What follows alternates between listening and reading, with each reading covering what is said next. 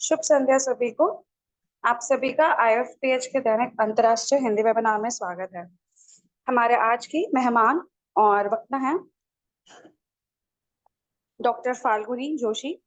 Doctor Falguni Joshi एक अनुभवी homeopathic शिक्षक और प्रशासक हैं। उनके पास 23 वर्षों से अधिक का शिक्षण अनुभव है और उन्होंने Shri BG Giraiya homoeopathic medical college में प्रिंसिपल के रूप में कार्य किया है। हम आपका स्वागत करते हैं ma'am. Over to you now. Thank you. Okay, नमस्कार आप सभी को। मैं कोशिश करूंगी हिंदी में पूरा कंटिन्यू करने के लिए। Am I audible? मेरी आवाज आ रही है?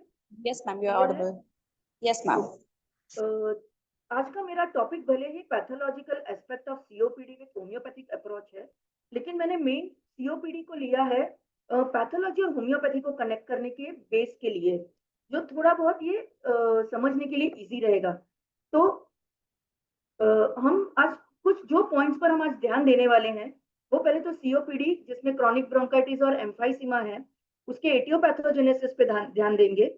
उसके बाद अस्थमा और ब्रोंकाइटिस, ब्रोंकियोएक्टासिस, ये दो डिजीज कंडीशन ऐसी हैं जो कुछ किताबें या कुछ ऑथर्स कहते हैं कि वो सीओपीडी का पार्ट है, कुछ ऑथर्स इसको सीओपीडी का पार्ट नहीं मानते हैं। तो एक वो कंपैरिजंस में मैंने आज रिलेशनशिप वो भी डाला है। थर्ड मेरा एस्पेक्ट होगा कि पैथोलॉजी टू होम्योपैथी को हम कनेक्ट करें सीओपीडी के जरिए, और लास्ट में कुछ सीओपीडी की मेडिसिन में डिस्कस करना चाहूंगी।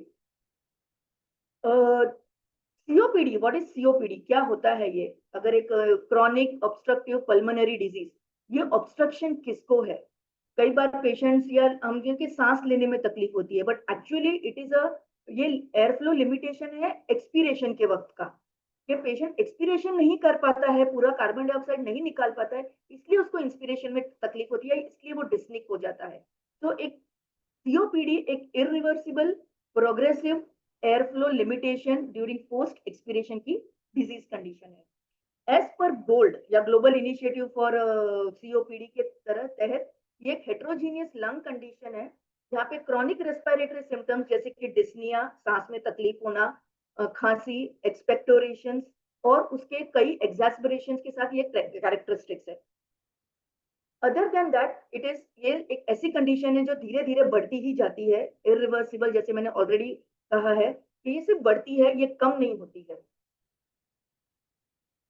इनके जो कॉमन कैरेक्टरिस्टिक्स हैं सीओपीडी के, इन्फ्लेमेशन और उसका इन्फ्लेमेटरी म्यूकस जमा होना पूरे लंग्स, ब्रोंकियल ट्यूब्स में या अल्वियोलाई में, उस एरिया में जहां पे ये इन्फ्लेमेशन है वहां पे इन्फ्लेमेटरी सेल्स का इन्फिल्ट्रेट होना, और इसके साथ एसोसिएटेड है टिश्यू रिपेयर। कोई भी क्रॉनिक कंडीशन जब शुरू होता है, कोई भी क्रॉनिक इन्फ्लेमेशन जब शुरू होता है, या कोई भी रैदर इन्फ्लेमेशन जब शुरू होता है, तो अपनी बॉडी के पास एक कैपेसिटी होती है कि रिपेयर प्रोसेस को भी वो शुरू करे। तो जब कंडीशन क्रॉनिक होते जाती है तो एक रिपेयर प्रोसेस भी उसके पीछे पीछे चलता रहता है। तो जब हम एक क्रॉनिक कंडीशन पढ़ते, जब सीओपीडी में, तो उसमें भी जब हम हिस्टोलॉजिकल फाइंडिंग्स देखते हैं, तो जो एरिया इन्फ्लेम्ड है उसके साथ हमें वहां पे रिपेयर प्रोसेस भी दिखता है। कॉमन एटियोलॉजी में स्मोकिंग का बहुत इंपॉर्टेंट रोल है। उसके साथ साथ infection, bacteria, viruses, fungi, lung irritants जो अपने रेस्पिरेटरी सिस्टम को इरिटेट करते हैं, डस्ट है, पोल्यूशन है, इंडस्ट्रियल फ्यूम्स हैं, जो इंडस्ट्रियल फ्यूम जैसे कोल वर्कर्स है, ग्रेन हैंडलर्स हैं, जो कंपनीज में काम करते हैं जहाँ पे फ्यूम्स बहुत ज्यादा होती हैं, और लास्ट में कुछ जेनेटिक डिसऑर्डर्स जैसे अल्फा 1 एंटीट्रिप्सिन डेफिशिएंसी भी बहुत इंपॉर्टेंट रोल प्ले करते हैं सीओपीडी में। थोड़ा सा मैं यहाँ पे एलेबोरेट करना चाहूंगी स्मोकिंग पे, क्योंकि जनरली हमारी कंट्री थोड़ा स्मोकिंग पे, we are prone to smokers. तो क्या रोल है स्मोकिंग का?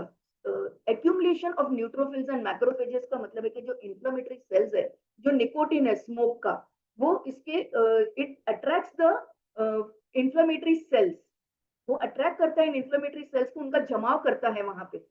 उसके साथ साथ निकोटिन में कैपेसिटी होती है फ्री रेडिकल्स को रिलीज करने की, फ्री रेडिकल्स या रिएक्टिव ऑक्सीडेंट स्पीसीज, या जिसे हम स्कूल में या केमिस्ट्री में नेसेंट केमिकल्स कहते थे, nascent oxygen, nascent carbon dioxide, जिसका एक इलेक्ट्रॉन मिसिंग रहता है, जो इमीडिएटली रिएक्ट करते हैं, ऐसे रेडिकल्स। स्मोकिंग या निकोटिन इलास्टेस एक्टिविटी को भी बढ़ाता है। इलास्टेस वो एंजाइम्स है जो ब्रेक डाउन करता है इलास्टिसिटी ऑफ द अल्वियोलाई की। ये एंटी प्रोटियस एक्टिविटी को कम कर देता है। एंटी प्रोटियस एक्टिविटी पे भी हम एलैबोरेट देखेंगे, एम्फाइजीमा में हम उस पे ज्यादा डिटेल्स पे जाएंगे। एंटी प्रोटियसेस वो होते हैं जो प्रोटीन्स ब्रेक डाउन करते हैं। तो जब एक्सेस प्रोटियसेस बढ़ जाते हैं तो उसका जो कंट्रोल एंटी प्रोटियसेस अपने बॉडी में होते हैं उसको भी सिगरेट का स्मोक इनहिबिट करता है, उन्हें करने नहीं देता है अपना काम। वो सीलियास को डैमेज करते हैं। सीलियास जो अपने नेजल से लेके ब्रोंकियल ट्यूब्स तक हम पूरी लाइनिंग कवरिंग होती है सीलिएटेड एपिथेलियम से। सीलिएटेड एपिथेलियम का मेजर रोल होता है कि वो एंट्रैप करे फॉरेन बॉडीज को, बैक्टीरियाज को एंट्रैप करे और वहां पे उसका वहीं पे आइदर उसका न्यूट्रलाइज कर दे या उनको डीजेनरेट डिग्रेड कर दे थ्रू वेरियस इंफ्लेमेटरी सेल्स। लेकिन जब सीलिया ही नहीं रहेंगे तो सेकेंडरी इन्फेक्शन के चांसेस बढ़ जाते हैं। अगर सीलिया नहीं रहेंगे तो जो म्यूकस वहां पे जमा हो रहा है वो ये नहीं होगा, क्लियरेंस नहीं होगा। इंक्रीज म्यूकस प्रोडक्शन, ज्यादातर जो ये सिगरेट स्मोक है, जो ब्रोंकाइज में अपने सेल्स होते हैं म्यूकस प्रोड्यूसिंग सेल्स जिन्हें गोबलेट सेल्स भी कहते हैं, उस गोबलेट सेल्स को स्टिमुलेट करते हैं बहुत सारा म्यूकस प्रोडक्ट प्रोड्यूस करने के लिए। और जब सीलिया नहीं होता है तो वो म्यूकस का जमा वहीं पर रह जाता है। वीकेंड इम्यून सेल्स अपने इम्यून सिस्टम को वर्क करने नहीं देता है। और लास्ट में वो इन्फ्लेमेशन को परसिस्ट रखता है। कोई भी इन्फ्लेमेशन जब कंटिन्यूस रहता है तो वो इन्फ्लेमेशन वहां पे अपने जो सेल्स होते हैं वो प्रोटेक्शन से ज्यादा उसको डैमेज करने की कोशिश करते हैं। हम धीरे धीरे इसको आगे और डिटेल्स में पढ़ेंगे। पूरा ओवरऑल स्मोकिंग दो चीजों पे वर्क कर डैमेज करता है। एक तो पूरे टिश्यू को डैमेज करता है, ऑब्स्ट्रक्शन लाता है, इलास्टिसिटी को लूज करता है और साथ साथ वहां पे इन्फ्लेमेशन और इरिटेशन करता है। So let us come to the chronic bronchitis. हम क्रॉनिक ब्रोंकाइटिस पे अब बात करेंगे। एक इंडिविजुअल क्रॉनिक ब्रोंकाइटिस और एम्फाइसीमा को हम अलग अलग से लेते हैं। अगर हम क्लिनिकली देखें तो जब एक पेशेंट ओपीडी में आता है जो 2 साल वो कंप्लेन करता है कि मुझे 3 महीने से कॉफ है और ये पिछले साल भी वैसे ही था, तो क्लिनिकली हम उसको ब्रोंकाइटिस की कैटेगरी में डालते हैं। लेकिन अगर हम पैथोलॉजिकली देखें तो ये simple inflammation of bronchial tubes है, लाइनिंग ऑफ ब्रोंकियल ट्यूब्स है। और जब ये ब्रोंकियल ट्यूब्स इन्फ्लेम्ड होती हैं तो वहां पे वो म्यूकस जमा करती है। तो अगेन फिर से फर्स्ट एंड फॉरमोस्ट सीओपीडी का मेन पॉजिटिव फैक्टर स्मोकिंग, जिसको मैं रिपीट कर रही हूँ। सीलियरी मूवमेंट होने नहीं देता है, मैक्रोफेजेस को फंक्शन करने नहीं देता है और साथ साथ वेगस को भी स्टिमुलेट करता है जो ब्रोंको कंस्ट्रिक्शन कॉज करता है। तो एक ब्रोंको कंस्ट्रिक्शन है, म्यूकस जमा है और सीलिया वर्क नहीं कर रहे हैं, तो accumulation causing a cough. Smoking के अलावा इन्फेक्शन, इंडस्ट्रियल फ्यूम्स, पोल्यूशन और जेनेटिक रीजंस हम ऑलरेडी देख चुके हैं। इसके टाइप्स हैं। कोई भी डिजीज कंडीशन जब हम क्रॉनिक बोलते हैं तो ऑब्वियसली वहां पे एक एक्यूट स्टेज हो चुका होता है, तो एक्यूट स्टेज के बाद वो क्रॉनिक की तरफ बढ़ता है। एक्यूट स्टेज क्रॉनिक ब्रोंकाइटिस में जनरली आइडेंटिफाई नहीं हो पाता है क्योंकि वो एक सादी खांसी में या उसमें कहा जाता है। जनरली जो सिंपल क्रॉनिक ब्रोंकाइटिस जब वो फर्स्ट एक क्रॉनिक की तरफ बढ़ता है तो वो एक सिंपल स्टेज पे रहता है। कॉफ है, कॉफ बलगम वाला कॉफ है, एयरफ्लो ऑब्स्ट्रक्शन नहीं है, तो ये कई बार अननोटिस या पेशेंट उसको ज्यादा इंपॉर्टेंस नहीं देते हैं। तो वो धीरे धीरे बढ़ता है क्रॉनिक म्यूकोपुरुलेंट ब्रोंकाइटिस की तरफ, जिसको हम यहाँ पे सेकेंडरी इन्फेक्शन रहते हैं। तो यहाँ पे आपको स्पूटम में पस मिलेगा, म्यूकोपुरुलेंट स्पूटम मिलेगा। यहाँ पर भी ज्यादातर एयरफ्लो ऑब्स्ट्रक्शन नहीं दिखता है। थर्ड है क्रॉनिक अस्थमेटिक ब्रोंकाइटिस, जो अस्थमा के पेशेंट्स को रहता है या अस्थमा लाइक सिम्टम्स में रहता है। अस्थमा जिसको हम कहेंगे कि वो hyper responsiveness of bronchial system, मतलब कि वो ओवर रिएक्ट करता है किसी भी स्टिमुलस को, तो उसकी वजह से ब्रोंको कंस्ट्रिक्शन होता है। और उस hyper responsiveness of bronchial tubes की वजह से जब वहां पे ब्रोंकाइटिस के इन्फ्लेमेशन ऐड होता है तो हम उसको क्रॉनिक अस्थमेटिक ब्रोंकाइटिस बोलते हैं। और थोड़ा बहुत इंटरमिटेंट ऑब्स्ट्रक्शन पेशेंट को रहता है। और लास्ट जो टाइप है वो ऑब्स्ट्रक्टिव ब्रोंकाइटिस है, जहाँ पे वो प्रॉपर सीओपीडी में डेवलप हो चुका है। वहां पे पूरा नैरोइंग ऑफ ब्रोंकस है, परसिस्टेंट इन्फ्लेमेशन और इन्फेक्शन रह रहा है और परसिस्टेंस ऑब्स्ट्रक्शन भी रह रहा है, तो वो क्रॉनिक ऑब्स्ट्रक्टिव ब्रोंकाइटिस की स्टेज पे जाता है। अगर हम इसके पैथोजेनेसिस पे हैं कि क्या हुआ, कॉज फैक्टर है, पैथोलॉजी है, तो ये कॉज फैक्टर से पैथोलॉजी की तरफ कैसे गया। तो जो स्मोकिंग है वो वहां के अपने ब्रोंकियल ट्यूब्स में हाइपर सिक्रीशन ऑफ म्यूकस करता है। तो मोस्ट हाइपर सिक्रीशन कैसे होता है? तो वहां पे जो म्यूकस ग्लैंड्स है, गॉबलेट सेल्स है, ये गॉबलेट सेल्स का हाइपरट्रोफी करता है और उसको मल्टीप्लेशिया भी करता है, उसका मल्टीप्लीकेशन भी करता है। कोई भी चीज जब हमारे बॉडी में एक्स्ट्रा काम करती है तो वो हाइपरट्रोफी हो जाती है। इसी तरह म्यूकस ग्लैंड्स का भी होता है, ये जो गॉबलेट सेल्स है उनका भी यही होता है कि इरिटेशन की वजह से उनको ज्यादा काम करना पड़ता है, वो ज्यादा म्यूकस प्रोडक्शन करते हैं, इसलिए वो हाइपरट्रोफिड हो जाते हैं। इन्फ्लेमेशन है इसलिए इन्फ्लेमेटरी सेल्स होते हैं। एक्यूट स्टेज में जनरली न्यूट्रोफिल्स आते हैं और जब वो क्रॉनिक कंडीशन पे जाता है तो वो मैक्रोफेजेस में मैक्रोफेजेस का इन्वॉल्वमेंट आ जाता है। और ओनली थिंग इज कि जब अस्थमा का कंडीशन है, अगर पेशेंट के साथ एसोसिएटेड अस्थमा है तो हमें वहां पे इयोसिनोफिल्स भी मिलते हैं। तो ये पार्ट इसलिए इंपॉर्टेंट है कि जब हम ब्लड टेस्ट करते हैं तो न्यूट्रोफिल्स का काउंट बढ़ जाना या मोनोसाइट्स का काउंट बढ़ जाना या इयोसिनोफिल काउंट का बढ़ जाना, ये बहुत प्ले इंपॉर्टेंट रोल, यहाँ पे इंपॉर्टेंट रोल प्ले करता है। और जब इन्फ्लेमेशन हो जाता है तो साथ साथ जो रिपेयर प्रोसेस होता है, तो जब उसका हीलिंग प्रोसेस है तो वो स्कैरिंग, हल्का सा फाइब्रोसिस, हल्का सा कैल्शियम डिपोजिशन, तो उसको हम स्कैरिंग कहते हैं। यहाँ पे मैंने ब्रैकेट्स में आपको बताया कि एक सोरिक स्टेज के साथ वो स्टार्ट होता है और धीरे धीरे वो साइकोटिक और followed by late late stage में डिस्ट्रक्शन की तरफ सिफिलिटिक स्टेज पे जाता है। तो ओवर द टाइम अगर ब्रोंकियल ट्यूब्स इरिटेट हो चुकी है, म्यूकस प्रोडक्शन हो चुका है, तो लाइनिंग थिकेंड हो चुकी है, तो इरिटेटिंग कफ डेवलप होता है, लंग्स कैरिंग हो जाती है और ये जो एरिया होता है अब सेकेंडरी इन्फेक्शन के लिए तैयार हो जाता है, क्योंकि प्रोटेक्टिव मैकेनिज्म नहीं है, म्यूकस बहुत जमा है, जो ब्रीडिंग एक फर्टाइल प्लेस हो जाता है बैक्टीरिया को मल्टीप्लाई करने के लिए। इस पैथोलॉजी के, इस पैथोजेनेस के साथ जब हम क्लिनिकल फीचर्स पे आएंगे तो क्लिनिकल फीचर्स में हमको ब्रोंकाइटिस में तो कॉफ है, ब्लू ब्लोटर्स, ऑक्सीजन अंदर नहीं जा रहा है, साइनोसिस है, खुला हुआ पेशेंट है तो इसके लिए वर्ड होता है ब्लू ब्लोटर्स। कफ म्यूकस के साथ है, चेस्ट में वीजिंग, पेशेंट थका हुआ, ऑक्सीजन सप्लाई लेस है तो टिश्यू को ऑक्सीजन नहीं मिल रहा है तो थकावट, शॉर्टनेस ऑफ ब्रेथ, श्वास की कमी जो थोड़े से भी एक्सर्शन या एक्टिविटी के साथ बढ़ जाता है। इस ब्रोंकाइटिस के बाद मैं आना चाहूंगी एम्फाइसीमा के इन्वेस्टिगेशंस। मैंने यहाँ पे नहीं लिए, मैं थोड़ा लास्ट पे ले रही हूँ। हम थोड़ा पहले डिजीज कंडीशंस को देख लें and then I will take the, मैं इन्वेस्टिगेशंस को साथ में लूंगी। एम्फाइसीमा जैसे इसमें है ब्रोंकाइटिस में ब्रोंकियल टिश्यूज डैमेज है, ब्रोंकस का है।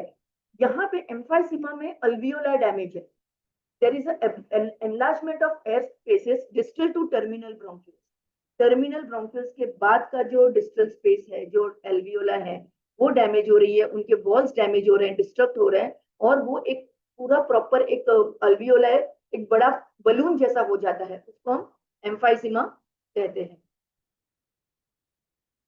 ये अगेन ये प्रोग्रेसिव डिसीज है, अल्वियोलर वॉल डिस्ट्रॉय हो रहे हैं और ये अल्वियोलर वॉल जब डिस्ट्रॉय होता है या वॉल में जब इन्फ्लेमेशन और फाइब्रोसिस होता है तो एक्सचेंज ऑफ गैसेस जो अल्वियोलर वॉल्स और ब्लड वेसल्स के तहत जो उसके कैपिलरीज उसके पास है, उसके तहत जो ब्लड एक्सचेंज ऑफ गैसेस होना चाहिए वो हैम्पर करता है और वो हैम्पर करने की वजह से पेशेंट साइनोटिक कंडीशन में जाता है। दो चीजें इंपॉर्टेंट रोल प्ले करती है एम्फाइसीमा में, एक तो है प्रोटीएस और एंटीप्रोटीएस इम्बैलेंस या असंतुलन, और ऑक्सीडेंट और एंटीऑक्सीडेंट का असंतुलन। प्रोटीएस और एंटीप्रोटीएस, तो क्या है ये प्रोटीएसेस? प्रोटीएसेस वो प्रोटीन्स होते हैं जो हमारे बॉडी में बहुत जगह पे प्रेजेंट रहते हैं, वो नॉर्मल फिजियोलॉजिकल फंक्शन का भी एक पार्ट है, ब्रेक डाउन ऑफ प्रोटीन्स करना, अलग अलग पॉलीपेप्टाइड या अमीनो एसिड्स अपने आप को कंबाइन करके नए नए प्रोटीन्स बनते हैं जो एंजाइम्स के रूप में काम करते हैं, जो स्ट्रक्चरल और फंक्शनल इंपॉर्टेंस रहता है उनका। और प्रोटीएसेस का रोल होता है कि जो अनइम्पॉर्टेंट प्रोटीन्स है या जहाँ पे प्रोटीन्स को ब्रेक डाउन करके नया प्रोटीन बनाना है, तो वो काम प्रोटीएसेस का है। लेकिन प्रोटीएसेस के ड्यूअल रोल भी है, अगर एक्सेस प्रोटीएस हो गया तो वो नॉर्मल प्रोटीन्स को भी ब्रेक डाउन करता है। ये प्रोटीएसेस इंटेस्टाइन में प्रेजेंट होते हैं, हमारे लंग्स में प्रेजेंट होते हैं, टिश्यूज सब में। इनको कंट्रोल करने के लिए हमारे बॉडी के पास एक मैकेनिज्म होता है एंटी प्रोटीएसेस का। ये एंटी प्रोटीएसेस भी वही इन प्रोटीएसेस को कंट्रोल में रखते हैं। तो ये चेक एंड बैलेंस का एक रोल होता है, तो ये दोनों एक दूसरे को कंट्रोल में रखते हैं। जहाँ प्रोटीएसेस का रोल होता है वो एक्टिवेट होते हैं, जब प्रोटीएसेस का काम खत्म होता है तो एंटी प्रोटीएसेस उनको डिस्ट्रॉय कर देते हैं। जब ये बैलेंस डिस्टर्ब होता है, जब ये एक्टिविटी डिस्टर्ब होती है, ये एक्टिविटी दो तरह से इम्बैलेंस में जा सकती है। एक तो प्रोटीएसेस अपनी एक्टिविटी बढ़ा दे, वो उसका क्वांटिटी बढ़ जाता है, या एंटी प्रोटीएसेस जो या तो इनहिबिट हो रहा है या उसकी क्वांटिटी कम पड़ रही है। तो उसका एक ऐसा एंटी प्रोटीएसेस हमारे लंग्स में भी होता है और वो है अल्फा 1 एंटीट्रिप्सिन। अल्फा 1 एंटीट्रिप्सिन या तो कम पड़ रहा है, या तो वो काम नहीं कर पा रहा है, या तो वो डेफिशिएंट है। डेफिशिएंट होना वो जेनेटिक कंडीशन है, तो भी प्रोटीएसेस का काम अपना काम कर लेंगे। काम नहीं, जो स्मोकिंग हमने पढ़ा, तो स्मोकिंग जो है वो एंटी प्रोटीएसेस को ब्लॉक करता है काम करने से, तो प्रोटीएसेस अपना वर्क मतलब वो डैमेज करना शुरू कर देते। तो इस तरह एंटी अल्फा 1 एंटीट्रिप्सिन के की वजह डैमेज की वजह से प्रोटीएसेस अपना डैमेज या डिस्ट्रक्शन करना शुरू हो जाता है। प्रोटीएसेस बहुत सारे रिलीज होते हैं एक्यूमुलेशन ऑफ इन्फ्लेमेटरी सेल्स में भी। जैसे हमने कहा कि इन्फ्लेमेशन होता है तो इन्फ्लेमेटरी सेल्स वहां आ गए, न्यूट्रोफिल्स आ गए, मैक्रोफेजेस आ गए। तो जब ये न्यूट्रोफिल्स और मैक्रोफेजेस ब्रेक डाउन होते हैं तो उससे भी प्रोटीएसेस रिलीज होते हैं।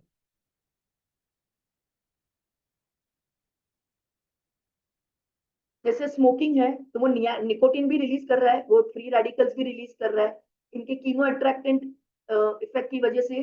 जैसे मैंने कहा प्रो इन्फ्लेमेटरी सेल्स ही नहीं, साइटोकाइंस या जो केमिकल मीडिएटर्स होते हैं जो पूरे इन्फ्लेमेशन को कंट्रोल करते हैं, वो भी रिक्रूट हो जाते हैं। ये सब मिला के न्यूट्रोफिल्स का डीग्रेनुलेशन, साइटोकाइंस का फंक्शन, ये सब इलास्टेज और प्रोटीएसेस को एक्टिवेट करते हैं, तो लंग टिश्यू को डैमेज करते हैं और अल्फा 1 एंटीट्रिप्सिन को या तो काम करने नहीं देते हैं या तो उसका डिस्ट्रक्शन कर देते हैं। तो इसकी वजह से अनअपोज्ड प्रोटीज एक्टिविटी हो जाती है, जिसे हम एम्फाइसीमा कहते हैं, और ये ज्यादातर अटैक सीधे अल्वियोलर सेल्स पे, सॉरी अल्वियोलर वॉल्स पे करता है, लंग्स में। हम टाइप्स ऑफ एम्फाइसीमा देखेंगे, जब ये डिस्ट्रक्शन होता है तो किस एरिया में ये डिस्ट्रक्शन हुआ है, उस बेसिस पे हमने तो यहाँ पे टाइप्स मैंने थोड़ा एक्सप्लेन किया है। डिस्टल या असाइनर और पैरासेप्टल, अल्वियोलर सेप्टास जहाँ पे डिस्ट्रक्ट एकदम आखिरी वाला पार्ट जो अल्वियोलर असाइनस का लास्ट पार्ट होता है, टर्मिनल ब्रोंक्यूल्स के बाद का जो लास्ट पार्ट है अल्वियोलर सेप्टा, जब वो पार्ट प्रोमिनेंटली इन्वॉल्व होता है तो वो डिस्टल है।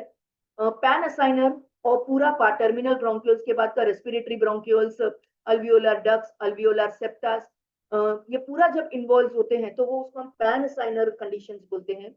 सेंट्री लोब्यूलर मतलब सेंट्रल पार्ट टर्मिनल ब्रोंक्यूल्स के पार्ट का जो सिर्फ रेस्पिरेटरी ब्रोंक्यूल्स इन्वॉल्व है, बाकी अल्वियोलाई थोड़े सेफ हैं, तो वो सेंट्री लोब्यूलर हो जाता है। और जब सबका थोड़ा थोड़ा पार्ट इन्वॉल्व है या इरेगुलर है तो हम उसे इरेगुलर एम्फाइसीमा कहते हैं।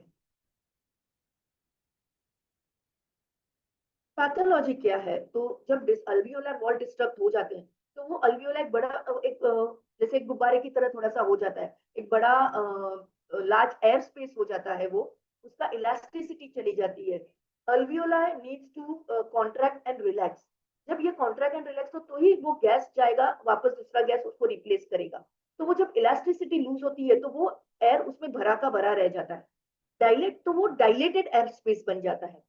तो डायलेटेड एयर स्पेसेस जब वो कंटिन्यूस रह जाता है, वैसे के वैसे रह जाता है, तो हम उसको बुला कहते हैं। यहाँ पे मैंने पिक्चर में दिखाया है कि एयर स्पेस जो बहुत बड़े बड़े एयर स्पेसेस जिसका वॉल पूरा कंस्ट्रिक्टेड है, एक्सटर्नल जो वॉल है अल्वियोला का वो फाइब्रोस्ड है और वो इलास्टिसिटी उसकी कम हो चुकी है। तो ये इंफ्लेमेटरी चेंजेस हैं जो अल्वियोलर सेप्टल वॉल को फाइब्रोस्ड कर देते हैं। कैपिलरीज वहां पे डिमिनिश्ड हो जाती हैं, नहीं रहती हैं, और पूरा फाइब्रोसिस एरिया हो जाता है। बिकॉज इसकी वजह से अगेन श्वास की कमी या shortness of breath on exertion, और जब ये कंडीशन बढ़ जाती है तो ये रेस्ट में भी बढ़ जाता है। इनिशियल स्टेज में जब ये डिस्ट्रक्शन के अर्ली स्टेज में होता है, जब वॉल डिस्ट्रक्ट होते हैं तो अल्वियोलाई का कैपेसिटी होता है कि वो ज्यादा ऑक्सीजन को ले पाए, पेशेंट भी हाइपर वेंटिलेट करता है। तो ये हाइपर वेंटिलेशन की वजह से थोड़ा सा बॉडी उसके चेहरे पे एक ऑक्सीजन सप्लाई थोड़ा सा बेटर रहता है। सेम टाइम जब पेशेंट का ऑक्सीजन लेवल्स कम हो जाता है तो अपने बॉडी का एक मैकेनिज्म होता है कि वो आरबीसी काउंट को बढ़ा देता है। जब आरबीसी काउंट बढ़ जाता है, एक पॉलीसाइथेमिया हो जाता है बॉडी में, तो उसकी वजह से भी थोड़ा सा एक रेडनेस या पिंकिश पेशेंट के चेहरे पे रहता है, जिसको इसकी वजह से इनिशियल स्टेज ऑफ ब्रोंकियोटाइटिस में पिंक पफर्स हम कहते हैं उसे। लेकिन जैसे ये डेज कंडीशन बढ़ती जाती है, hypoxaemia, low blood oxygen levels, increase carbon dioxide levels, जिसको हम हाइपरकैप्निया कहते हैं, उसके साथ साथ कॉफ, खांसी और वीजिंग प्रोमिनेंट रहते हैं। पर स्लिप ब्रीदिंग, पेशेंट ब्रीदिंग करते वक्त थोड़ा सा मुंह का पर स्लिप, थोड़ा सा मुंह वो बंद करके वो ब्रीथ करता है। लेट स्टेज में हम पे central cyanosis and central cyanosis का इफेक्ट, और लॉन्ग टर्म साइनोसिस होता है, धीरे धीरे जो साइनोसिस बढ़ता है, तो उसकी वजह से फिंगर क्लबिंग बहुत कॉमन फिनोमेना है इन पेशेंट्स में। चेस्ट पे परकशन नोट्स बहुत क्लियरली दिखते हैं। Decrease breath sounds on auscultation. साथ साथ फ्लूइड ओवरलोड की वजह से पेरिफेरल इडिमा, रडी कॉम्प्लेक्शन जो मैंने कहा, जो पिंकनेस होता है पॉलीसाइथेमिया की वजह से, और धीरे धीरे बिकॉज जो कार्बन डाइऑक्साइड रिटेन होता है बॉडी में, उसकी वजह से एक मेटाबॉलिक फ्लैप आता है पेशेंट में, कि आप इसके पेशेंट को हाथ को ऐसा करेंगे तो फ्लैप में कन्वर्ट होता है, यानी keeps on flapping, that is known as, उसको कहते हैं asterixis. Weight loss, pulmonary function test में हमें FEV1 रिड्यूस मिलेगा। बैरल चेस्ट, अगर अर्ली स्टेज में एम्फाइसीमा है बच्चों में, एज में है, एडोलेसेंट एज में है, तो barrel chest is a prominent feature. Generally emphysema एक प्रोग्रेसिव डिसऑर्डर है, तो पल्मोनरी फेलियर विद एसिडोसिस या हाइपोक्सिया कोमा के साथ, और राइट हार्टेड फेलियर में जनरली डेथ के कॉजेस देखे गए हैं। एम्फाइसीमा के साथ साथ कुछ और भी कंडीशंस हैं जो या तो वो एम्फाइसीमा का पार्ट है या थोड़ा सा रिसेंबल करते हैं। जैसे कंपेंसेटरी एम्फाइसीमा है, सर्जिकल कंडीशन की वजह से जब एक लोब आपका लंग का निकल जाता है, तो दूसरे लोब पे जब वर्कलोड बढ़ जाता है, तो वो एयर स्पेसेस डायलेट हो जाते हैं, वो कंपेंसेटरी डायलेटेशन होता है। तो कंपेंसेटरी डायलेटेशन वो कई बार रिसेंबल करता है एम्फाइसीमा, तो उसको हम कंपेंसेटरी एम्फाइसीमा कहते हैं। ऑब्स्ट्रक्टिव ओवर इन्फ्लेशन भी एम्फाइसीमा का लुक देता है, कोई ट्यूमर की वजह से या कोई फॉरेन बॉडी की वजह से एक पार्ट, टर्मिनल ब्रोंकियल का कोई एक पार्ट या ब्लॉक हो गया है, तो जो पीछे एयर ट्रैप हो गई है, वो भी एक एंट्रैपमेंट, वो उसको अल्वियोलाई को थोड़ा एक्सपांड कर देगा, तो वो भी एक दिखता है कि एम्फाइसीमा का पिक्चर देता है, इसको ऑब्स्ट्रक्टिव ओवर इन्फ्लेशन का हम नाम देते हैं।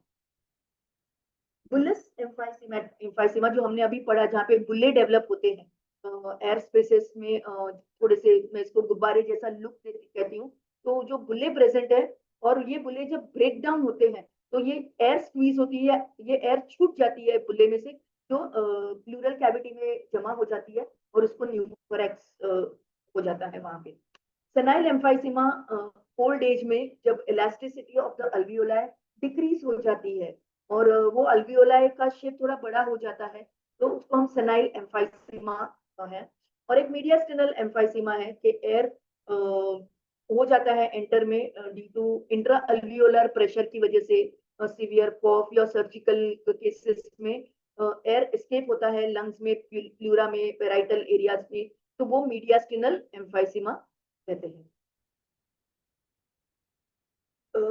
वह क्यों अस्थमा और ब्रोंकाइटिस सीओपीडी के पार्ट नहीं है, हम मैंने क्यों ये टॉपिक यहाँ लिया है, क्योंकि बहुत कंफ्यूजन होता है, मेरे स्टूडेंट्स भी मुझसे पूछते हैं कि अगर वो सेकेंड ईयर में जब पैथोलॉजी पढ़ते हैं, तो रॉबिन्स ने अस्थमा और ब्रोंकाइटिस को सीओपीडी का एक पार्ट कहा है, जबकि जब वो फोर्थ ईयर में आते हैं, जब मेडिसिन की किताबें पढ़ते हैं, तो वहां पे अस्थमा और ब्रोंकाइटिस को सीओपीडी में नहीं इंक्लूड किया गया है। तो ये एक ड्यूअल मतलब ये एक थॉट प्रोसेस है, हम इसको कहाँ इंक्लूड करना चाहेंगे, ये मुझे लगता है कि इंडिविजुअल ऑथर या इंडिविजुअल डॉक्टर्स ने डिसाइड करना है। बट जो मुझे डिफरेंशिएटिंग पॉइंट्स यहाँ पे मिल रहे हैं, तो मैं उनको प्रेजेंट करना चाहूंगी। सीओपीडी एक ऐसा है जहाँ पे मोर तो वो प्रोग्रेसिव है, इरिवर्सिबल है, मोस्ट कॉमन कॉज, अगर मैं इंडिया की ही बात करूं, बहुत common cause is smoking, reversible नहीं है जो मैंने ऑलरेडी कहा। अस्थमा एपिसोडिक है, जबकि सीओपीडी में एग्जासर्बेशंस आते हैं, एपिसोड्स रिवर्सिबल है और इन्फ्लेमेटरी है। ब्रोंकियोस्टेसिस स्ट्रक्चरल डैमेज है, और बहुत ज्यादा रिलेशन इन्फेक्शन से है। ये एक डिफरेंशिएटिंग पॉइंट है, लेकिन ज्यादातर एक तो है कि सीओपीडी जैसे जंग लग जाना होता है, रस्टिंग होता है, अस्थमा जैसे कसाव या टाइटनिंग ऑफ एयरवेज है, और ब्रोंकियोस्टेसिस एक घाव है जो घाव हील कर रहा है, समथिंग। ये एक्सप्लेनेशन मुझे थोड़ा सा एक मिला है, जो मुझे लगता है, बट थोड़ा सा हम इस पे और मैं डिटेल मैंने डिस्क्राइब करना चाहूंगी मैं यहाँ पे, कि सीओपीडी का प्राइमरी प्रॉब्लम है chronic air flow limitation and destruction of air wall. Asthma airway narrowing है लेकिन थोड़ा रिवर्सिबल है। ब्रोंकियोएक्टासिस इज परमानेंट डायलेटेशन और डैमेज टू ब्रोंका है, ये अल्वियोलाई तक नहीं जाता है। सीओपीडी का मेनली कॉज स्मोकिंग है, अस्थमा में एलर्जेंस है, ब्रोंकियोएक्टासिस में इन्फेक्शन है। इनफैक्ट ब्रोंकियोएक्टासिस का मैं यहाँ एक थोड़ा सा डिस्क्राइब करना चाहूंगी कि ब्रोंकियोएक्टासिस के दो रीजंस हैं जो पैथोजेनेसिस के इंपॉर्टेंट है, ऑब्स्ट्रक्शन एंड इन्फेक्शन। इन्फेक्शन होता है, म्यूकस जमा होता है और वो ऑब्स्ट्रक्ट करता है और वो पूरे ब्रोंकियल इसको डैमेज करता है। या तो ऑब्स्ट्रक्शन होता है जैसे ट्यूमर है, फॉरेन बॉडी है, उसमें म्यूकस जमा होता है, उसमें सेकेंडरी इन्फेक्शन होता है। तो ऑब्स्ट्रक्शन और इन्फेक्शन का ड्यूअल रोल प्ले करके जनरली ब्रोंकियोएक्टासिस के डैमेज शुरू होता है। सीओपीडी में जनरली स्पूटम सुबह के वक्त होता है, ब्रोंकाइटिस में भी स्पूटम होता है। एम्फाइसीमा में हम ज्यादा स्पूटम नहीं देखते हैं, लेकिन ब्रोंकियोएक्टासिस में प्रोफ्यूज होता है। ब्रोंकाइटिस के पेशेंट के भी कंपेयर में ज्यादा होता है, प्लस फाउल स्मेलिंग होता है क्योंकि वो ऑलवेज इन्फेक्टेड होता है। ब्रोंकाइटिस का एक सेकंड है कि वो इन्फेक्टेड है। Pathology small airway narrowing is mostly COPD. Asthma is bronchial smooth muscle spasm, वो स्पाज्म है। म्यूकस प्लगिंग बहुत कम है कंपेयर टू ब्रोंकियोएक्टासिस और सीओपीडी, और ब्रोंकियोएक्टासिस में ब्रोंकियल वॉल डैमेज है। रिवर्सिबिलिटी में COPD partially reversible, early stages of bronchitis हम बोल सकते हैं थोड़ा सा रिवर्सिबल है। एम्फाइसीमा बहुत कम रिवर्सिबल होता है क्योंकि by the time emphysema identify होता है वो डैमेज हो चुका होता है। Asthma is reversible. अस्थमा के सिम्टम्स बहुत प्रॉम्प्ट रहते हैं, मोस्ट कॉमनली अटोपिक अस्थमा या जब हम एलर्जिक अस्थमा कहते हैं, एक्सट्रिंसिक अस्थमा या उसे कहते हैं, वो उसके सिम्टम्स बहुत प्रॉम्प्ट रहते हैं, तो वो अर्ली डिटेक्शन में आ जाता है। अर्ली डिटेक्शन में आने की वजह से उसका ट्रीटमेंट भी फास्ट हो जाता है। Bronchiectasis is a irreversible phenomena. COPD generally 40 years में दिखता है, अस्थमा आपको बच्चों से लेके बड़ों तक कहीं पर भी दिखता है। ब्रोंकाइटिस भी वेरिएबल है। इन्फ्लेमेशन टाइप में अगर हम देखें तो न्यूट्रोफिलिक सीओपीडी में, इओसिनोफिलिक अस्थमा जनरली अगर एलर्जिक है तो, ब्रोंकियोएक्टासिस न्यूट्रोफिलिक, अगेन न्यूट्रोफिलिक है। ट्रिगर्स स्मोक, पोल्यूटेंट सीओपीडी में, एलर्जेंस अस्थमा में, ब्रोंकियोएक्टासिस, इन्फेक्शंस और poor mucus clearance are the most. Airway अगर रीमॉडलिंग में हम देखें तो तीनों में थिकन वॉल्स हैं, मसल हाइपरट्रोफी है, ग्लैंड एनलार्जमेंट है। Spirometry तीनों की will show a reduced forced expiratory volume at 1 second, ratio of forced expiratory volume to forced vital capacity 0.7 से कम रहती है तीनों में भी। 0.7 उनका normal value, anything beyond is good, और उससे अगर कम रही ये रेशियो कम रहा तो वो सीओपीडी या ऑब्स्ट्रक्शन को सजेस्ट करता है। अस्थमा में वो बेटर हो जाता है, लेकिन ब्रोंकियोएक्टासिस और सीओपीडी में वो रिवर्सिबल नहीं है।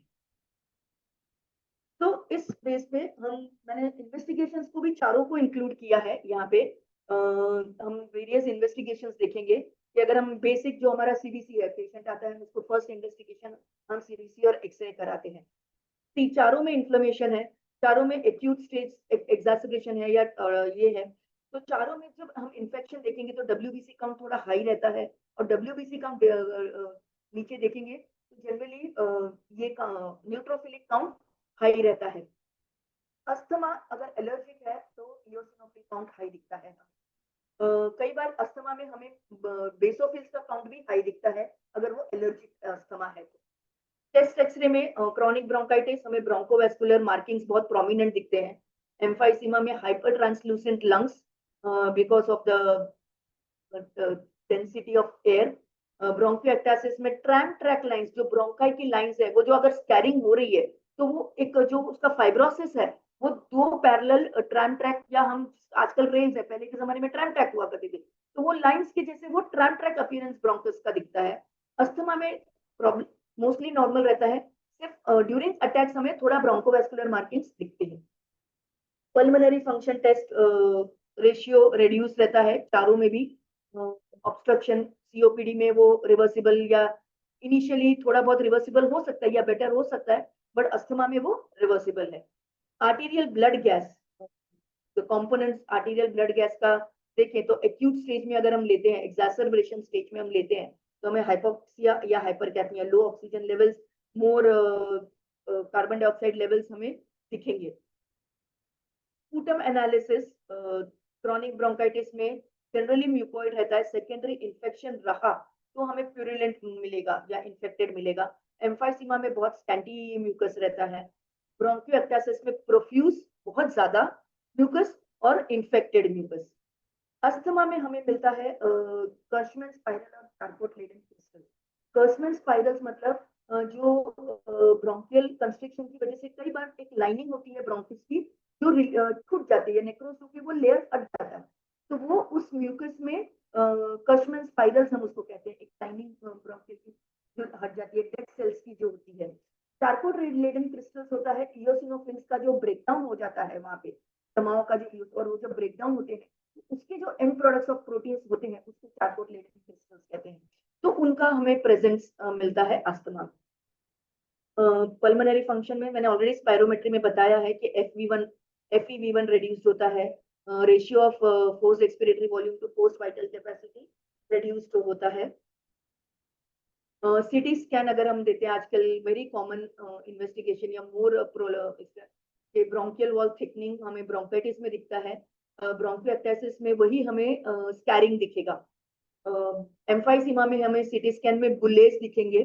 लो एटेन्यूएशन एरियाज मतलब जब एयर की डेंसिटी वहाँ कम हो जाती है या एयर वहाँ पे ऑक्सीजन नहीं है, होमोजीनियस शैडो है, तो वो एरिया थोड़े डार्क दिखते हैं कंपेयर टू आपके होमोजीनियस या हेल्दी अल्वियोलाई के कंपेयर में, तो वो ब्लैक होल्स नाम दिया जाता है या लो एटेन्यूएशन एरियाज, तो वो बुले को रिप्रेजेंट करते हैं। ब्रोंकियोएक्टासिस में आपको ब्रोंकियल डायलेटेशन मिलेगा और लैक ऑफ टेपरिंग रहेगा।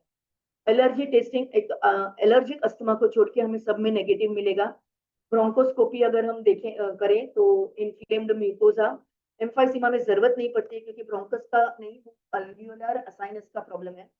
ब्रोंकियोएक्टासिस में हमें डायलेटेड ब्रोंकाई, अस्थमा में नॉर्मल या ब्रोंको कंस्ट्रिक्शन या एडिमा मिलेगा। Diffusion capacity in the lungs, तो वो कई बार क्रॉनिक ब्रोंकाइटिस में इनिशियल स्टेज में नॉर्मल रहती है, लेकिन अल्वियोलर डैमेज में एम्फाइसीमा में हमें नॉर्मल दिखती है अगर हम डिफ्यूजन कैपेसिटी करते हैं। ब्रोंकियोएक्टासिस में नॉर्मल रहता है और अस्थमा में भी वो नॉर्मल रहता है। Peak expiratory flow rate, chronic bronchitis में ज्यादातर वेरिएबिलिटी या लो रहता है, एम्फाइसीमा में रिड्यूस परसिस्टेंटली। ब्रोंकियोएक्टासिस और अस्थमा, ब्रोंकियोएक्टासिस में कोई वेरिएबिलिटी नहीं दिखती है लेकिन अस्थमा में वो वेरिएशन के साथ दिखता है। बट जनरली पीक, अब स्पायरोमेट्री है हमारे पास, HRCT स्कैन है या मोर में ये है, तो generally peak expiratory flow rate ज्यादातर नहीं आजकल फंक्शन में लेते हैं। विद दिस अगर हमने अभी देखा जैसे मैंने पास्ट में अभी आपको चारों में हमने कंपेयर किया, मोर और लेस सीओपीडी, ब्रोंकाइटिस और एम्फाइसीमा तो है, ब्रोंकियोएक्टासिस और अस्थमा में कुछ पार्ट, कुछ इन्वेस्टिगेशन एस्पेक्ट्स, कुछ pathology aspects similar to COPD है, कुछ एस्पेक्ट्स उसके अगेंस्ट है, तो उसको कहाँ ये लेना, ये मुझे लगता है कि अब इंडिविजुअल चॉइस बन चुका है। ये कंप्लीट होने के साथ मैंने पैथोलॉजी कवर किया है, अब मैं थोड़ा सा जाऊंगी होम्योपैथी एस्पेक्ट पे। पहले I will try to come with the stalwarts opinion कि कुछ स्टॉलवर्ड्स का पैथोलॉजी में क्या रही उनका उनके व्यूज थे। तो जब first I will talk with the Kent. Kent का था मेंटल और इमोशंस, हमें केंट पता है कि उन्होंने ज्यादातर जोर दिया है mental generals, physical generals and physical particulars बाद में। उनका मोर था कि पैथोलॉजी बहुत सेकेंडरी है, डायग्नोसिस लेस इंपॉर्टेंट है, इंडिविजुअलाइजेशन मोर इंपॉर्टेंट है। उन्होंने माइजम्स पे जोर दिया है, उन्होंने वाइटल फोर्स के डैमेज पे या उसके इंटरनल इम्बैलेंस पे ज्यादा इंपॉर्टेंस दी है, और उन्होंने इंडिविजुअलाइजेशन पे जोर दिया है। तो अगर मैं इसको एंड को समराइज करूं तो पैथोलॉजी को लेस इंपॉर्टेंट बट इंडिविजुअलाइजेशन जहाँ पे मेंटल जनरल्स और फिजिकल जनरल्स बहुत इंपॉर्टेंट रोल प्ले करते हैं, और बेस्ड उनका कि वाइटल फोर्स डैमेज है। यही अगर मैं डॉक्टर बोरिक का व्यू प्रेजेंट करूं तो उन्होंने पैथोलॉजी को कहा है कि इसको आप डिजीज कंडीशन या रेमेडी सिलेक्शन के लिए लीजिए, आप इसको अंडरस्टैंडिंग क्लिनिकल डायग्नोसिस को भी उन्होंने इंपॉर्टेंस दिया है, बट उन्होंने इंडिविजुअल सिम्टम टोटलिटी को प्रायोरिटी माना है। पैथोलॉजिकल फाइंडिंग्स को इंपॉर्टेंस देना है, क्लिनिकल थेरापेटिक इंडिकेशंस को भी उन्होंने इंपॉर्टेंस दिया है, लेकिन पैथोलॉजी को कहा है कि आप उसको सपोर्ट में लीजिए इंडिविजुअलाइजेशन प्रोसेस, लेकिन उसको रिप्लेस नहीं कर सकता है। तो उन्होंने उसको ब्रिज बनाया है होम्योपैथी और कन्वेंशनल मेडिसिन को। तो अगर हम बोरिक व्यू को समराइज करें तो वो एक उनको पैथोलॉजी को एक कॉम्प्लीमेंट्री किया है रेमेडी चॉइस के लिए, और थोड़ा उनका इंटीग्रेटिव अप्रोच है compare to Kent. I will bring come up Boger's view यहाँ पे। बोगर्स ने भी इंटीग्रेट किया है पैथोलॉजी को टोटलिटी ऑफ सिम्टम में। उन्होंने भी कहा है कि पैथोलॉजी एक पार्ट है टोटल सिम्टम पिक्चर का, उससे सेपरेट नहीं है। उन्होंने जनरल सिम्टम्स को भी वैल्यू दिए हैं, लेकिन उन्होंने कहा कि पैथोलॉजिकल कंडीशंस को भी एक हमें डिफाइन और कैरेक्टरिस्टिक इंपॉर्टेंस देना चाहिए। बट उनका मेन जोर हमेशा रहा है मोडालिटीज एंड कॉजेशंस पे, कि क्या कॉज कर रहा है, कौन चीज कंडीशंस को बढ़ा रही है, कौन सी चीज इंप्रूव कर रही है। सो डिजीज डायग्नोसिस और एड्स रेमेडी सिलेक्शन ये उनका मेन ला। बीबीसीआर और सिनॉप्टिक की को हम इसमें कोरिलेट करते हैं पैथोलॉजिकल स्टेजेस को। तो एक अगर उनका समराइज करें तो उन्होंने कहा कि पैथोलॉजी को आप गाइड की तरह यूज करें डिजीज एक्सप्रेशन को अंडरस्टैंड करने के लिए। Boning Hussain, doctor boning Hussain का व्यू अगेन उन्होंने भी पैथोलॉजी को सेकेंडरी में दिया है। उन्होंने इंडिविजुअलाइज्ड सिम्टम्स को पहले प्रायोरिटी दी है। उनके सिम्टोमेटोलॉजी में मोडालिटीज, कॉन्कोमिटेंस और जनरल सिम्टम्स को ज्यादा प्रायोरिटी है कंपेयर टू पैथोलॉजिकल डायग्नोसिस। उनकी किताब थेरापेटिक बुक में उन्होंने डॉक्ट्राइन ऑफ कंप्लीट सिम्टम्स में लोकेशन, सेंसेशन, मोडालिटीज और कॉन्कोमिटेंस को ज्यादा इंपॉर्टेंस दिया है, रेदर देन फोकस के डायनामिक डिस्टर्बेंस पे ज्यादा फोकस किया है compare to physical pathology.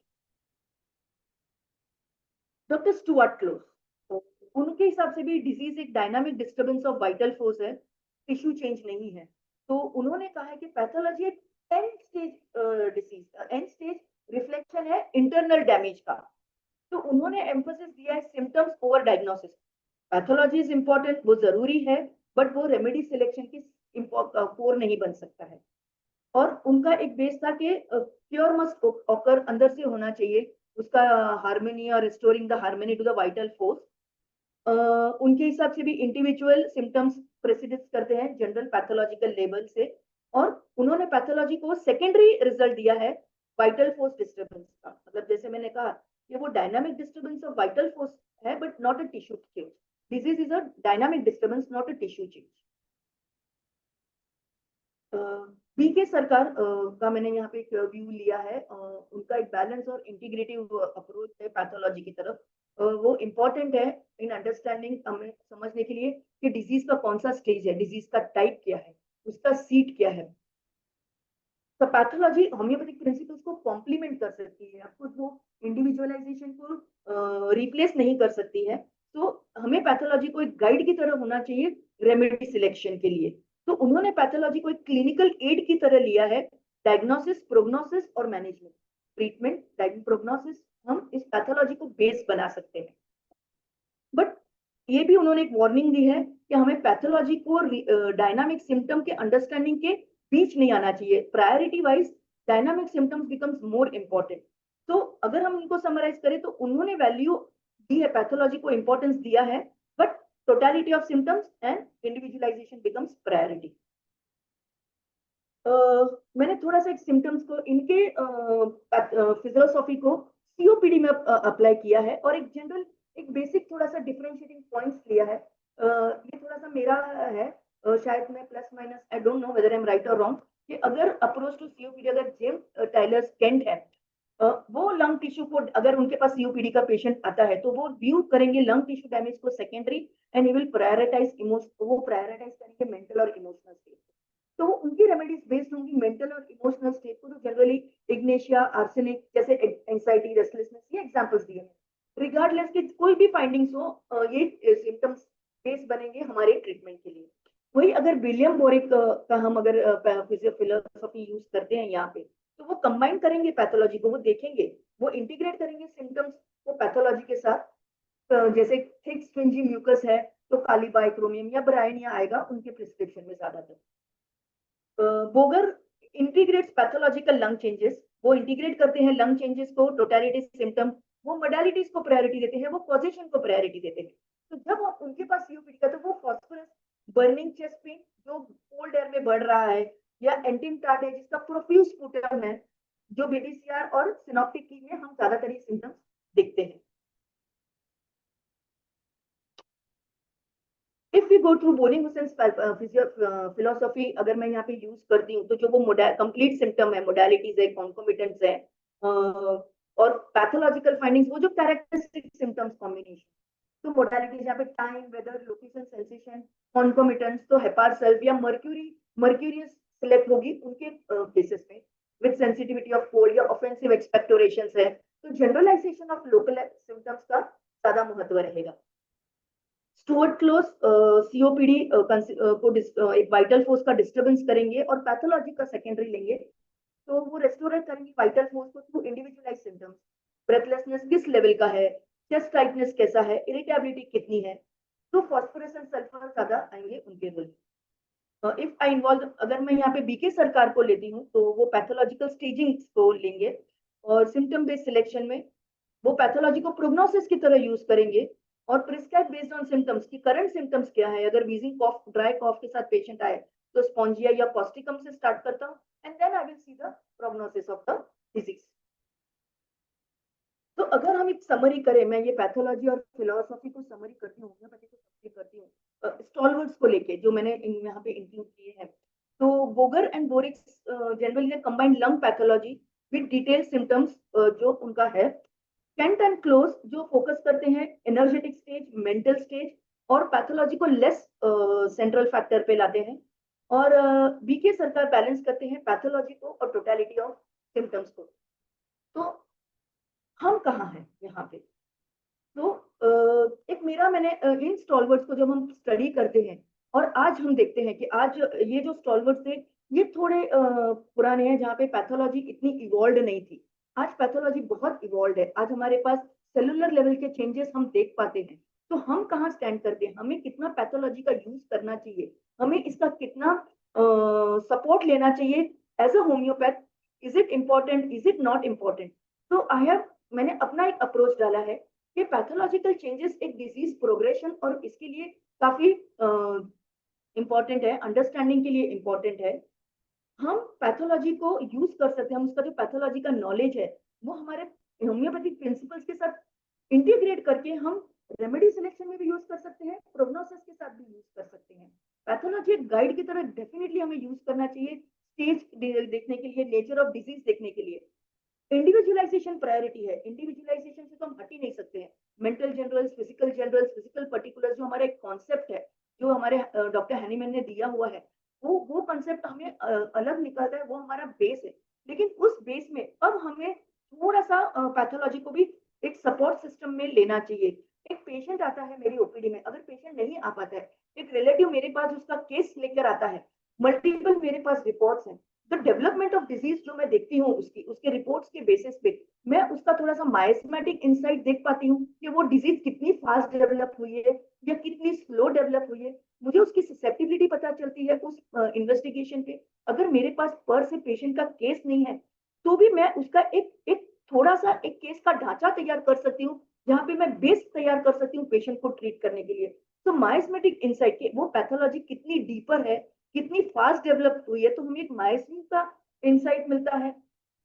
Preventive aspect हम ले सकते हैं कि एक पेशेंट आज इसकी ग्रोथ इस डिजीज की ऐसे है, तो मुझे ऐसी कौन सी मेडिसिन देनी चाहिए कि उसके ट्रीटमेंट के साथ साथ ये डिजीज को भी उसका स्लो, ये प्रोग्रेसिव डिजीज है पर सीओपीडी प्रोग्रेसिव डिजीज है, तो इस प्रोग्रेशन को मैं स्लो करूं या इसको रोक सकती हूँ, ये हमें प्रिवेंटिव एस्पेक्ट में भी हमें पैथोलॉजी काम आती है। तो हमें इसको एक डायनामिक व्यू में एक पार्ट बनाना चाहिए, एक डायनामिक प्रोसेस का इसे भी एक पार्ट बनाना चाहिए, ट्रीटमेंट का भी एक पार्ट बनाना चाहिए। So with all the individualisation, add pathology to it to make a complete case picture and to restore vital force का बैलेंस रिस्टोर करें। तो दिस इज, ये एक होम्योपैथिक प्रिंसिपल्स को मैंने थोड़ा सा यहाँ पे सपोर्ट दिया है सीओपीडी के जरिए। थोड़े से हम कुछ मेडिसिन देखेंगे बटीरिया मेडिका के। Generally arsenic album individual asthmatic attacks और वीजिंग, रेस्टलेसनेस, एंजाइटी में यूज होता है। Difficulty in breathing specially at night या बहुत फिजिकल एक्सर्शन के बाद। Arsenic generally anxious, chilly, restless होते हैं। पेशेंट में dry, wheezing, cough, cold weather में एग्रेवेशन है। एंटीमटाट वन ऑफ द बहुत इंपॉर्टेंट रेमेडी हमारे रेस्पिरेटरी कंडीशंस के लिए, स्पेशली इन सीओपीडी बहुत इंपॉर्टेंट वर्क करते हैं, क्योंकि क्लासिक वेट कफ, रैटलिंग जो म्यूकस होता है चेस्ट में, और जो ब्रोंकाइटिस में कफ जो थिकेंड हो जाता है, वो चिपचिपा कफ होता है जो पेशेंट को डिफिकल्ट होता है निकालने में। तो एंटीमटाट का बहुत इंपॉर्टेंट रोल है वहां पे। जनरली ओल्डर एडल्ट में हम यूज करते हैं। म्यूकस को क्लियर करने में, थिनिंग करने में वो हेल्प करता है। चेस्ट टाइटनेस को कवर करता है। पेशेंट को wheezing, shortness of breath, suffocation में यहाँ पे एंटीमटाट का इंपॉर्टेंट रोल है। सेकेंड मोस्ट इंपॉर्टेंट अभी natrum sulph. Natrum sulph generally natrum family है, जहाँ पे हम मेंटल्स को भी इंपॉर्टेंस में लेते हैं। डिप्रेशन या इमोशनल सप्रेशन जो नैट्रम फैमिली का है, तो उसके साथ साथ जो डिस्निया, जो डैम्प वेदर में, नम वातावरण में जो होता है, जनरली अभी जो सीजन चल रहा है डैम्प वेदर का, तो उसमें जो ह्यूमिड अस्थमा जो होता है, वह 4-5 बजे के अस्थमा में विथ थोड़े से मेंटल्स के साथ, तो नैट्रम सल्फ का बहुत इंपॉर्टेंट रोल है वहां पे। उसके मोडालिटीज म्यूजिक में एग्रेवेशन है, लेफ्ट साइड एग्रेवेशन है, डैम्पनेस ऑफ बेसमेंट या वेदर कंडीशंस जो ऐसे एरियाज में रहते हैं, और ड्राई वेदर, प्रेशर या चेंजिंग पोजीशन से वो बेटर फील करते हैं। फॉस्फोरस वीक लंग के लिए वो इंडिकेटेड है। चेस्ट इन्फेक्शन और होसनेस, ब्लडी स्पूटम। फॉस्फोरस एक हेमोरेजिक डायस्टेसिस वाला ड्रग है। हम जनरली ये बोलते हैं पेशेंट्स को कि होम्योपैथी में साइड इफेक्ट्स नहीं होते हैं, लेकिन हमारे कुछ ड्रग्स ऐसे हैं जिनका डायस्टेसिस हेमोरेजिक है, तो जब हम वो मेडिसिन देते हैं तो हमें उस पर ध्यान देना पड़ता है। ट्यूबरकुलिनम है या फॉस्फोरस है या लैकेसिस है, जो हेमोरेजिक डायस्टेसिस वाले ड्रग्स हमारे बाकी हैं, तो ये जनरली डिस्ट्रक्टिव ट्यूबरकुलर मासेस को वो ओपन कर सकते हैं और हेमोप्टाइसिस कॉज कर सकते हैं। तो phosphorus no doubt important, but just देना है तो उसको आप थोड़ा सा ध्यान से दें। लेकिन hard dry tight ranking cup जब इंडिकेटेड रेमेडी है तो ये बहुत अच्छा काम करता है। उसके मेंटल्स में friendly, talkative, emotionally sensitive person है। कार्बोवेट, जिसे हम कॉर्प्स रिवाइवर के नाम से जानते हैं, जनरली एक्सट्रीम केस जहाँ पे कोलैप्स होता है, जहाँ पेशेंट एक्सेसिव फटीग की वजह से या जहाँ पे उसका डिक्रीज ऑक्सीजनेशन है, तो कार्बोवेट का बहुत अच्छा रोल है वहाँ पे। जब पेशेंट को ग्रैस्पिंग ऑफ ब्रेथ है, कोल्ड स्वेट्स है, स्किन लैकिंग है, स्किन ब्लूइश साइनोटिक हो रही है, तो कार्बोवेट ऑक्सीजनेशन को इम्प्रूव करता है और ब्लोटिंग और गैस कम कर देता है, तो ब्रीदिंग डिफिकल्टीज को वो बेटर करता है। जनरली एडवांस सीओपीडी केसेस जो लास्ट स्टेज में होते हैं, जहाँ पे ब्रीदिंग डिफिकल्टीज है, वहाँ पे कार्बोवेट अच्छा इंडिकेटेड है। उसके मोडालिटीज में वर्स, जब इवनिंग और नाइट में उसके कंडीशंस वर्स हो जाते हैं, fat food, butter, coffee, milk, warm weather, ये सब उसके कंडीशंस को बढ़ाते हैं, जबकि उसका बेटर है from fanning, cold and eructation. Kali bichromium, again kali bichromium, जहाँ पे म्यूकस है, लेकिन वो म्यूकस बहुत ही स्टिकी है, चिपचिपा म्यूकस है, और पेशेंट उसको एक्सपेक्टोरेट नहीं कर पाता है, तो काली बाइक्रोमियम हेल्प करता है उस म्यूकस को थिन करने में। और जनरली इसका इंडिकेशन है हैकिंग कफ, येलोइश और ग्रीनिश में, येलोइश और ग्रीनिश तो ये इन्फेक्शन है, यहाँ पे सेकेंडरी इन्फेक्शन इन्वॉल्व है, तो काली बाइक्रोमियम का बहुत इंपॉर्टेंट रोल प्ले कर सकता है। साइनस कंजेशन एसोसिएटेड पोस्ट नेसल ड्रिप जो होता है, जिसकी वजह से सीओपीडी बढ़ सकता है, तो काली बाइक्रोमियम वर्क्स बहुत अच्छा काम करता है वहाँ पे। इसके जनरली इंडिकेशंस हैं sinusitis, chronic bronchitis with thick रोपी म्यूकस या रेशा म्यूकस वाला हम जो बोलते हैं वो है। ये नेसल ब्लॉक को भी क्लियर करता है और एयर फ्लो को इम्प्रूव करता है। जस्टिशिया अडाथोड़ा जनरली ये कॉफ के लिए है, ब्रोंकाइटिस और अस्थमा में, जहाँ पे पैरोक्सिस्मल कॉफ है, सेंस ऑफ सफोकेशन है, और काफी रिसर्चर्स ने बताया कि ये लंग फंक्शन को इम्प्रूव करता है। ओवरऑल इसका लंग फंक्शन इम्प्रूवमेंट में बहुत अच्छा रोल है और रेस्पिरेटरी डिस्कम्फर्ट को इम्प्रूव करता है। तो जनरली मदर टीचर फॉर्म में जस्टिशिया अडाथोड़ा works very good. Other indications इसमें देखेंगे तो कटारल कंडीशंस है या प्रोफ्यूज स्नीजिंग है, बहुत सारा loss of smell and taste है, और generally aggravation of warm room में वो वर्क करता है। तो एक छोटा सा ओवरव्यू मैं मटीरिया मेडिका का यहाँ पे लूंगी। जनरली क्रॉनिक ब्रोंकाइटिस में एंटिमटार्ट, कालीबाइक्रोमियम, ब्रायोनिया अल्बा या हेपारसल्फ जैसे ड्रग्स हैं। जहाँ एंटिमटार्ट हमने ऑलरेडी देखा है रैटलिंग कफ, या कालीबाइक्रोमियम में thick stringy mucus, but bryonia alba in dry painful cough with worse with deep breathing. Heparsulf generally cold weather sensitivity. Emphysema में कार्बोवेज, लोबेलिया इन्फ्लेटा में wheezing और हिस्ट्री ऑफ टोबैको यूज में ज्यादा indicated है। Ammonium carb, breathlessness, exertion पे, cyanosis, बार बार उठ के बैठना पड़ता है। ब्रेथलेसनेस या क्लासिक सिम्टम है ब्रेथलेसनेस या डिस्निया, जिसमें डिफिकल्टी इन ब्रीदिंग है, तो आर्सेनिक एल्बम डिजिटालिस, सैम्बस्कस नाइग्रा का बहुत अच्छा रोल है। सैम्बस्कस नाइट टाइम एग्रेवेशन जो रहता है डिस्निया, तो लाई डाउन पोजीशन में, या डिजिटालिस जहाँ पे वीक पल्स है, तो ये दोनों ड्रग्स इंपॉर्टेंट रोल प्ले करते हैं। एक्सेसिव वीजिंग या चेस्ट कंजेशन है, तो एपिकैट, मोंचियाटोस्टा और नाट्रम सल्फ प्ले करते हैं। एपिकैट वीजिंग, इनएबिलिटी टू स्पूटा को बाहर निकालने में डिफिकल्टी, स्पॉन्जिया ड्राई कॉफ में जो वार्म ड्रिंक्स से बेटर है। नाट्रम सल्फ अस्थमा लाइक सिम्टम्स के लिए इंपॉर्टेंट है। ड्राई कॉफ के लिए फॉस्फोरस, रूमेक्स और ड्रोसेरा इंपॉर्टेंट ड्रग्स हैं। फटीक और वीकनेस में चाइना ऑफेंसिनालिस, कैलकेरिया कार्ब और सल्फर इंपॉर्टेंट रोल प्ले करते हैं। सल्फर और also plays an important role in the early stages when there is a soric condition. So these are some of the drugs or an outline of the drugs which play a important role play करते हैं COPD में।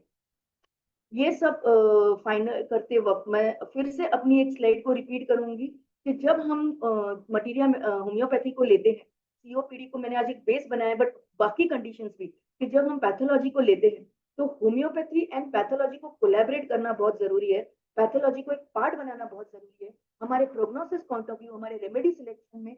आज के integrated medicine का आज जब हम एक कर रहे हैं, तो pathology plays a very important role. With this said, I end my topic here. I thank IFPH for their support and for bringing me here.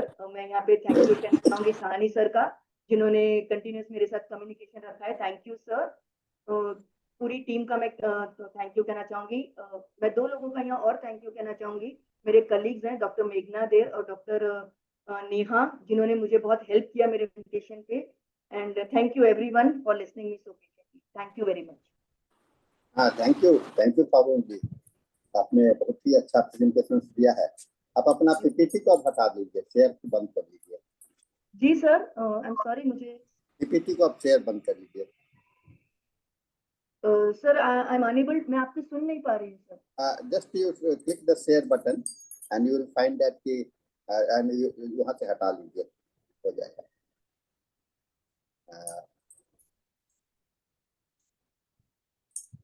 You are getting it? ठीक है, हो गया।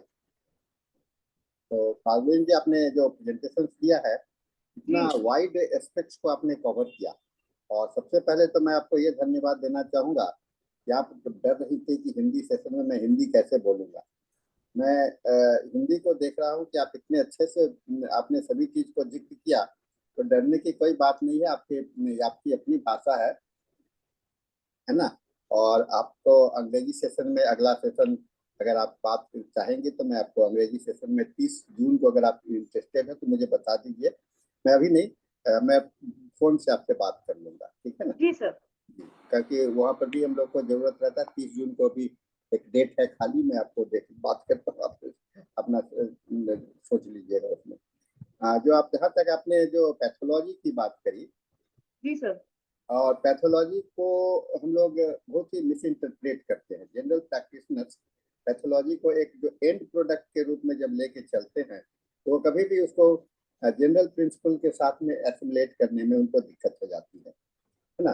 तो general symptoms and particular symptoms को ले करके चलना बहुत ही जरूरी होता है, जिसको कि केंट ने कहा कि जनरल सिम्टम्स को उन्होंने कहा कि ये आपका वाइटल को रिप्रेजेंट कर रहा है, और पर्टिकुलर जो है सो आपका लोकल को रिप्रेजेंट कर रहा है। एंड पैथोलॉजी जो जिसकी बात लोग करते हैं कि पैथोलॉजी है, वो अक्सर लोगों के ये दिमाग में होता है कि बीमारी जो है तो यहीं पर है ना, बीमारी इसी जगह पर टिका हुआ है, यहीं पर ये बीमारी है। तो और इसको केंट ने बहुत अच्छा कैरेक्टरिस्टिक्स पर्टिकुलर की बात करी है कि जब आप जनरल सिम्टम्स ले लेते हो, मेंटल सिम्टम्स ले लेते हो, सारे चीज को ले लेते हो, तो कैरेक्टरिस्टिक्स पर्टिकुलर को अगर आपको मिलता है तो आपके लिए आपके पास में बहुत ही पॉजिटिव रिस्पॉन्स हो जाता है मेडिसिन के लिए। जैसे मैं एक एग्जांपल देना चाहूंगा। अभी आर्सेनिक आप भी कर रही थी।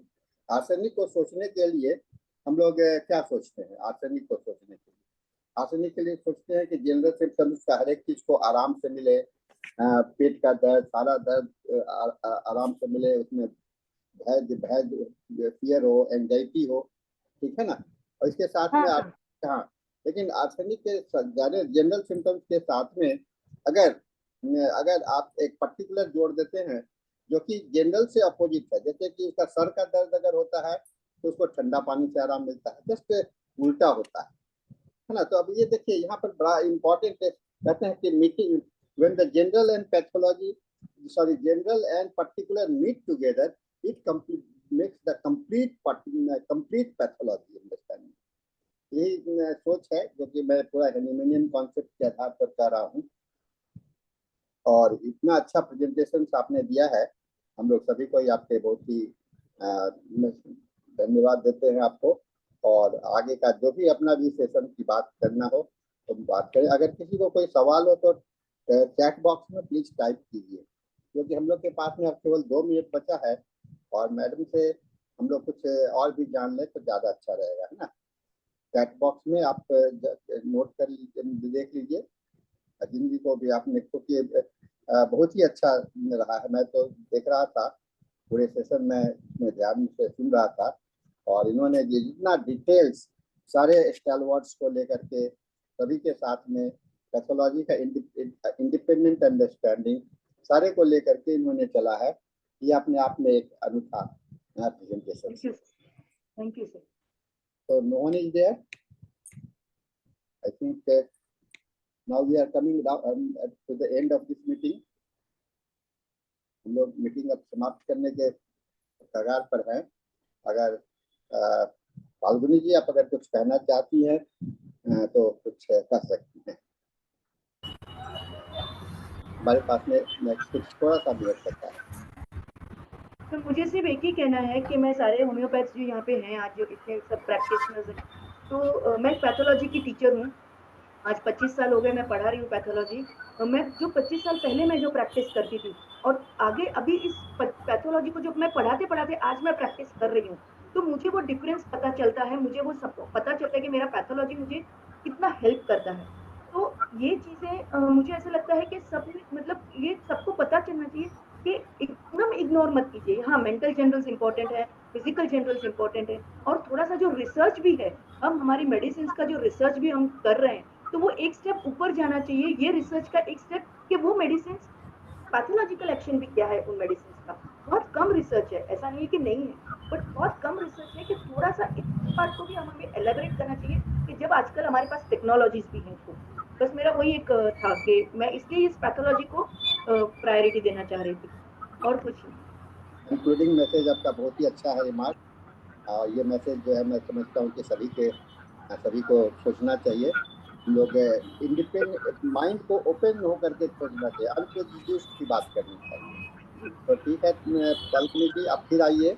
और इसके साथ में हम आपको बहुत बहुत धन्यवाद देते हैं। सारे ऑडियंस को जो अब इस मीटिंग में प्रेजेंट है उनको भी धन्यवाद देते हैं। और इसके साथ में ही हम लोग का मीटिंग अब समाप्त होता है। And now we are moving towards our next session, that is English session.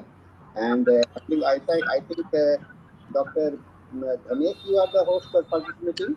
Yes, sir. Yes, sir. Yeah. So I am handing over the session to you, sir. Please, you can continue to start your session now.